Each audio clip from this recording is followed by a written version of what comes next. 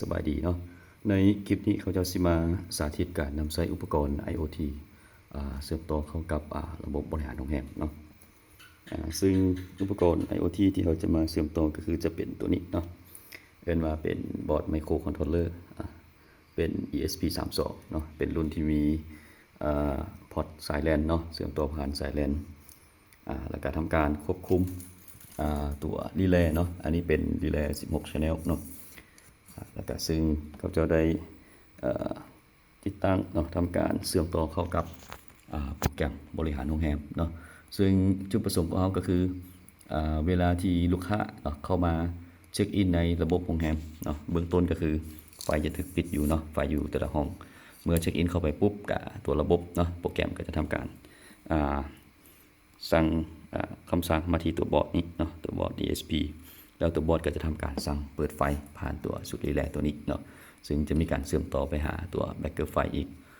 อีกรอบหนึ่งเนาะทำมาเบิ่งการเฮ็ดเวียกเนาะอยู่ในนี้เนาะเขาจะได้ติดตั้งเข้ากับโปรแกรมบริหารโรงแรมก็คือเราสามารถมาที่ข้อมูลโรงแรม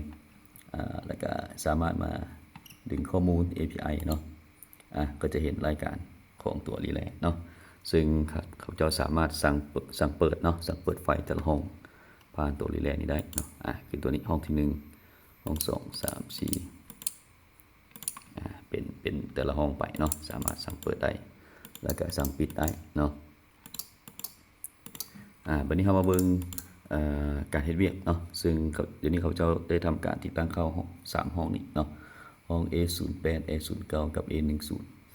เอามาเริ่มขั้นตอนเลยเนาะเบื้องต้นก็คือมาทำการจองห้องพัก3ห้องนี้เนาะเราจะได้ทำการผูกไว้มาทำการจอง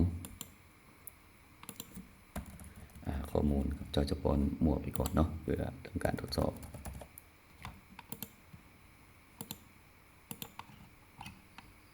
จากนั้นทำการบันทึกก็จะเป็นการจองห้องพักเนาะทั้ง3ห้องที่ว่าจองสำเร็จแล้วแต่ว่าสถานะไฟยังบ่ขึ้นเนาะเพราะว่าเป็นการจองเมื่อมีการเช็คอินจึงระบบจึงสั่งเปิดไฟเนาะเอามาเบิ่งเข้ามาที่เมนูเช็คอินเนาะจะเห็นขึ้นมาทั้ง3ห้องเนาะเขาจะทำการเช็คอินไปทีละห้องเนาะ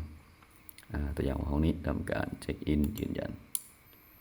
นี่ระบบก็จะเปิดเนาะจะเปิดไฟของห้องนี้ขึ้นมาแล้วเนาะวันนี้ห้องที่2เนาะลูกค้าเข้ามาเช็คอินทำการยืนยันไปก็จะเปิดห้องที่2เนาะแล้วก็เส้นเดียวกันห้องที่3ถ้ามีการเช็คอินก็จะทำการเปิดสวิตช์ไฟเนาะตามที่เขาได้กำหนดไว้เนาะวันนี้เมื่อลูกค้าทำการเช็คเอาท์ออกเนาะเขาก็จะให้มาทำการตัดไฟอัตโนมัติเนาะมาที่เมนูเช็คเอาท์เราจะเช็คเอาท์ออกทั้ง3ห้องไปทีละห้องเนาะเริ่มจากห้องนี้ยืนยันเช็คเอาท์เห็นป่ะมันก็จะตัดไปเนาะมันตัดไปละ2ห้องที่เหลือทำการเช็คเอาท์ตัวนี้ก็ตัดไปเนาะแล้วก็ห้องสุดท้ายเมื่อเช็คเอาท์ออกเห็นป่ะระบบก็จะตัดออกเนาะอันนี้ก็คือจะเป็นการสาธิตการใช้อุปกรณ์ IoT เนาะร่วมกับโปรแกรมที่เป็นเว็บเบสก็จะมีเพียงเท่านี้เนาะขอบใจ